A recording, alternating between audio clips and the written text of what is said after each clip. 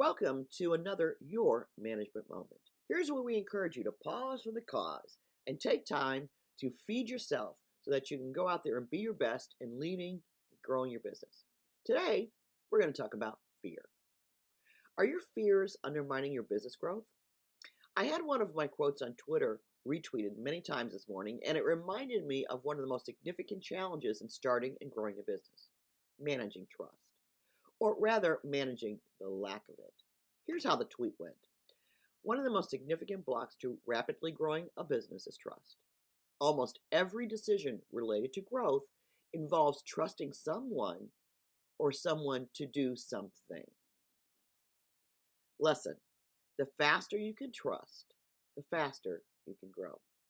So I wanted to park on this concept for a moment. And as I continue to grow my business and watch my husband battle the day-to-day challenges of running his own, I wanted to consider the following question. How is the lack of trust slowing down or undermining what you're trying to accomplish? Now, as I think about that question, I realize that a lack of trust is born out of fear. So really, the question should be, how is fear undermining, slowing, or handicapping our operations, your operations, or growth? Now, fear makes its presence known loudly and subtly when making decisions. Decisions are the heart of running a business. So it's important once in a while to consider what role fear plays, and that's by doing a fear audit in this context. Has anyone ever asked you or encouraged you to do a fear audit? It's actually a good leadership practice. How do you do that? Simply ask yourself, related to running my business or leading my business as a senior leader or leading a business as a senior leader, what am I afraid of? Related to growing the business, what am I afraid of? Even as an HR professional, what am I afraid of?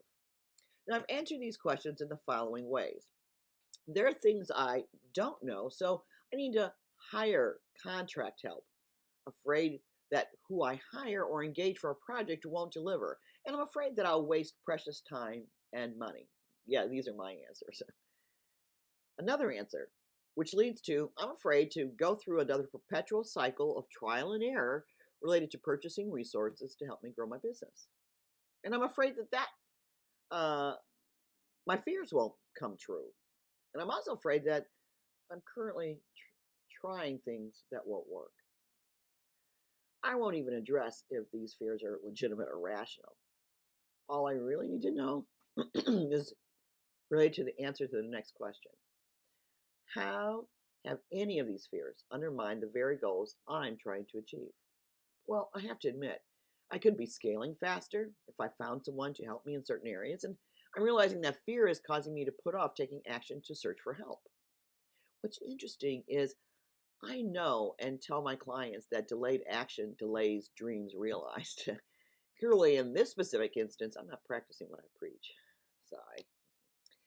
So I decided to write this post because I wanted to address my own fears. It's a bit therapeutic, and I hope it serves my fellow entrepreneurs and senior business leaders as well. It takes a lot of courage to be a business owner. You ride on hope and vision laced with fear. The key is not letting the fear win. So here's a great quote regarding fear. Find out what you're afraid of and go live there. It's a quote by Chuck Palahniuk. It's a great quote. I once heard of fear as this acronym: fantasized events appearing real. Perhaps the theme of this blog post and podcast is, should you be managing your fantasies? Well, we have a new offering to help mitigate fear of sourcing for effective management training and development. And I've created something pretty cool. It's a blueprint, a step-by-step blueprint that any leader can follow to boost management effectiveness within 90 days in a sustainable and measurable way. You want to go to my website, www.manageglobal.solutions, and there you'll find information about that. In the meantime, keep practicing smart management.